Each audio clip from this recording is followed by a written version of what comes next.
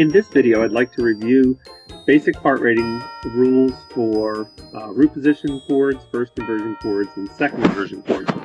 Now, there's a lot of categories of first inversion chords, or root position chords, but I'm going to start with when the roots in the bass are a fourth or a fifth apart. So in this example here in B flat major, we have tonic progressing to dominant.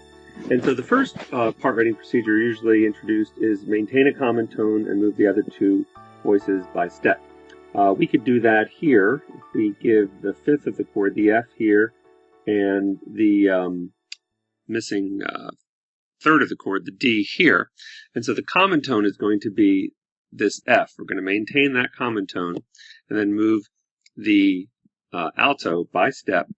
And actually the soprano is also going down by step. And so we wind up having the right number of chord members. We have two roots, a third, and a fifth. Here's the two roots, and here's the third, and here's the fifth. So voice distribution is good.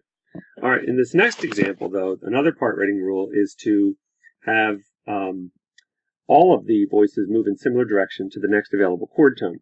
So, for instance, say we had in the B flat tonic chord the third D here in the tenor and the F here in the alto. To get to this subdominant chord spelled E flat, G, B flat, we could move every one of the voices down to the next available chord tone. The F goes to E flat, the D goes to B flat, and then we still wind up having two roots, right? E flat, a third, G, and a fifth, B flat.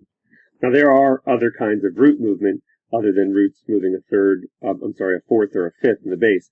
But the principle of trying to have smooth voice leading is demonstrated here and can be carried through in any of those instances. Okay, next we're going to look at when the chords are in first inversion. Typically in first inversion, you double the soprano, so whatever's up here, we're going to have two of. So let's try that. Let's give the other D of this chord. By the way, we are in the key of G major, and we have a dominant 6th chord.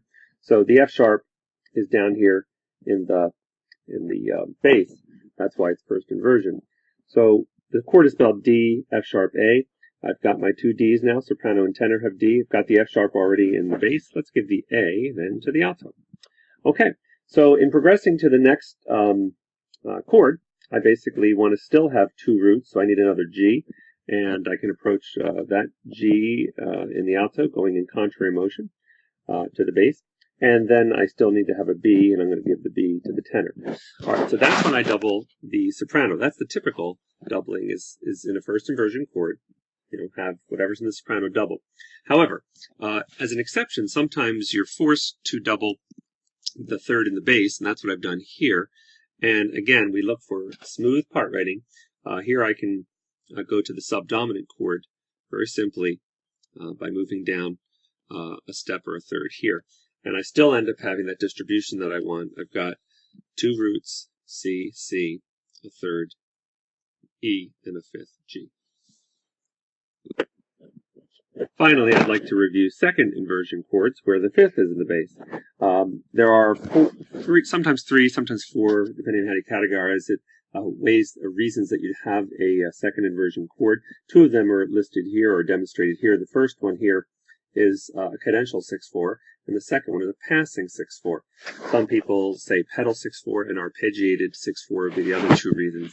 I'm just going to demonstrate here these two because they're the most common. All right, in second inversion chords, we double the bass. So here we are in the key of C major, got a tonic 6/4. Want to double that bass in the tenor. And then I just need the other notes of the tonic chord. The C is already up in the soprano, so I'll give the E to the alto.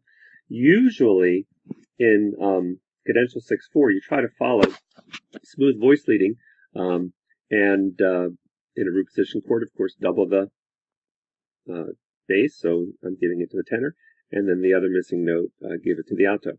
Look at how nice this smooth voice leading is, where the note that is a fourth above the bass note G is now a third above, and the note that was a sixth above the bass note G is now a fifth above. So that idea of 6/4 going to 5/3 is very common, and it really works well. Okay, and then we can just wrap this up by maintaining a common tone there in G in the tenor, and then moving the other two voices by step. Our other part writing rule from root position chords. Okay, let's take a look at the passing 6/4. Here we have what's called a voice exchange, where the E ends up on C and the C ends up on E. So those two voices are really just swapping notes. And the progression here causes us to have a 6/4 chord in the middle, a dominant 6/4 with its fifth D in the bass. All right, so I can see that the soprano is pretty high, so I'm going to spread out my tenor up to here and my alto here. And then as we go to the 6/4, remember we want to double the bass, so we need another D. And lo and behold, we have it, right? The soprano and the bass both have D. So I just need the missing notes. The root of the dominant chord is G, and here's a B. And then when I go to my final chord, I have a first inversion chord. I would like to double the soprano. So I'm going to do that by contrary motion here in the tenor, right? B goes up to C as D goes down to C. And then just leave the common note in the alto. And so you see, with first inversion chords, we double the soprano typically. The second inversion, we try to double the bass.